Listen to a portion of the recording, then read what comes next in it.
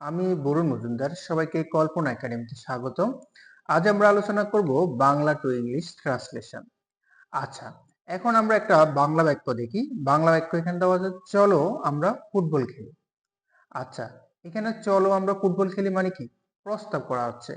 তা আমরা জানি প্রস্তাব বুঝালে আমরা জানি সেটা ইম্পারেটিভ সেন্টেন্স। আচ্ছা, এখন ইম্পারেটিভ সেন্টেন্সে ইংলিশ প্রথমে কিভাবে শুরু হয় সেটার স্ট্রাকচার আমরা দেখি। প্রথমে আমরা যদি প্রস্তাব থাকে সেক্ষেত্রে আমাদের লেট দিয়ে শুরু হবে এবং তারপর ফার্স্ট পারসন বা থার্ড পারসনের অবজেক্টিভ ফর্ম বসবে, তারপর ভার্ব বসবে, তারপর অবজেক্ট বসবে এবং আমাদের প্রিপোজিশন যোগ করে যদি আমাদের কোনো বাক্যে বাংলা বাক্যে যদি আরো বাকি অংশ থাকে সেটাকে আমরা প্রিপোজিশন যোগ করে এক্সটেনশন করব। তো আমরা যেহেতু এই সেন্টেন্সটা কি আমাদের বাংলা বাক্যে প্রস্তাব বোঝাচ্ছে, তাহলে আমরা বললাম প্রস্তাব থাকলে লেট দিয়ে শুরু হবে। তো আমরা লেটটা বসাই, লেট। তারপর হলো আমাদের ফার্স্ট পারসন এবং থার্ড পারসনের অবজেক্ট ফর্ম। আচ্ছা, এখন তাহলে আমাদের পারসন এখানে আইডেন্টিফাই করতে হলে অবশ্যই তো সাবজেক্ট আগে জানতে হবে। তো আমরা এই সেন্টেন্সের এই বাক্যের আমরা ক্রিয়াটা যদি আমরা আইডেন্টিফাই করতে পারি তাহলে সাবজেক্ট অবজেক্ট এগুলোতে আমরা খুব সহজে আইডেন্টিফাই করতে পারবো। তো আমরা দেখি এখানে চলো আমরা ফুটবল খেলি। আচ্ছা, খেলিটা হলো আমাদের ক্রিয়া। আচ্ছা, এখন আমরা ক্রিয়াকে যদি জানি, ক্রিয়াকে যদি আমরা কে বা কারা দ্বারা প্রশ্ন করি এবং যে উত্তর পাওয়া যায় সেটা হলো সাবজেক্ট। তো আমরা ক্রিয়াকে প্রশ্ন করি, কে খেলে বা কারা খেলি? আমরা খেলি। কারা খেলি? আমরা খেলি। তাহলে আমরাটা হলো এখানে সাবজেক্ট। আমরা ইংরেজি কি? আমরা জানি উই। আচ্ছা, উইটা হলো তো আমাদের সাবজেক্টিভ কেস। এর অবজেক্টিভ কেস কি? আজ। কারণ কি জন্য? আমরা জানি যে এখানে ফার্স্ট পারসন এবং থার্ড পারসনের অবজেক্টিভ ফর্ম বলবে, সাবজেক্টিভ ফর্ম বলবে না। তাহলে উই এর অবজেক্টিভ ফর্ম আজ, সেজন্য এখানে আজ বলবে। তারপর হলো আমাদের বলছে এখানে ভার্ব, তারপর ভার্ব বলবে। তো আমরা ভার্বটা আমরা এখানে দেখলাম ক্রিয়াটা খেলি, কারণ এটাই কাজ, খেলাটা একটা কাজ।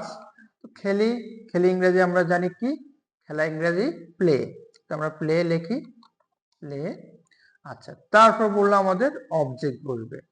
আচ্ছা, তাহলে এই সেন্টেন্সের খেলিটা যেহেতু ক্রিয়া, ক্রিয়াকে যদি আমরা আমরা কি বা কাকে দ্বারা প্রশ্ন করি সেক্ষেত্রে আমাদের অবজেক্ট বা উত্তর পাওয়া যায়। তাহলে আমরা ক্রিয়াকে প্রশ্ন করি, কি খেলি? ফুটবল খেলি। তাহলে ফুটবলটা একটা অবজেক্ট। তাহলে আমরা অবজেক্ট পেলাম কি? ফুটবল।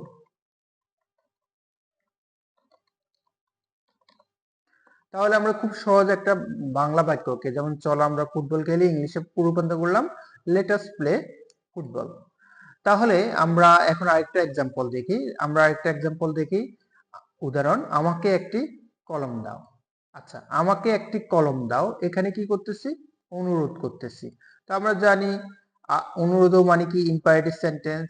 আচ্ছা, এখন আমাদের যদি আদেশ, উপদেশ, অনুরোধ, নিষেধ হয়, ইংলিশ বাক্যে ইম্পারেটিভ সেন্টেন্স ভার্ব দিয়ে শুরু হবে।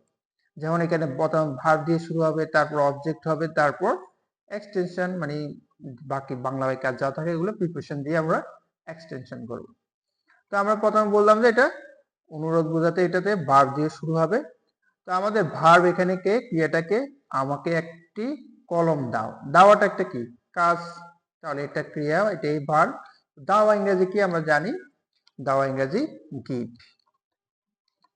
আচ্ছা, তারপর বললো আমাদের কি হবে? অবজেক্ট। তারপর অবজেক্ট হবে। তা আমরা জানি অবজেক্ট কিভাবে আইডেন্টিফাই করতে হয়। আমরা যদি ক্রিয়াকে কি বা কাকে দ্বারা প্রশ্ন করি তাহলে আমাদের অবজেক্ট পাওয়া যায়। তো কি দাও?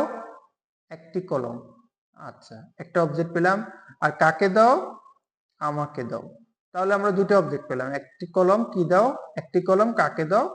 আমাকে। তাহলে কি আর কাকে দিলে আমরা অবজেক্ট পাচ্ছি? তাহলে আমাকে একটি কলম দাও পুরোটা একটা অবজেক্ট। তো আমাকে একটি কলম দাও, তাহলে আমরা অবজেক্ট আমাকে কি? আমি ইংরেজি কি? মি। তারপর একটি কলম, এ পেন। আচ্ছা, তাহলে গিভ মি এ পেন। তাহলে আমরা খুব সহজে একটা ইম্পারেটিভ সেন্টেন্সকে আমরা এই স্ট্রাকচার ফলো করে, ইম্পারেটিভ সেন্টেন্স স্ট্রাকচার ফলো করে খুব সহজে বাংলা বাক্যকে ইংলিশে রূপান্তর করলাম। তো আমরা পরবর্তীতে আমাদের পরবর্তী ক্লাসে অপারেটিভ নিয়ে আলোচনা করব। তো আমাদের ক্লাসটি পেতে অবশ্যই আমাদের চ্যানেলটি সাবস্ক্রাইব করুন, কারণ সাবস্ক্রাইব করলে আমাদের ভিডিওগুলো আপনারা খুব সহজে পাবেন এবং আপনাদের সাবস্ক্রাইব উপর নির্ভর করে আমরা আরো সুন্দর সুন্দর কন্টেন্ট তৈরিতে উৎসাহিত হই। তো সবাই লাইক এবং কমেন্ট করে পাশে থাকবেন। সবাইকে ধন্যবাদ।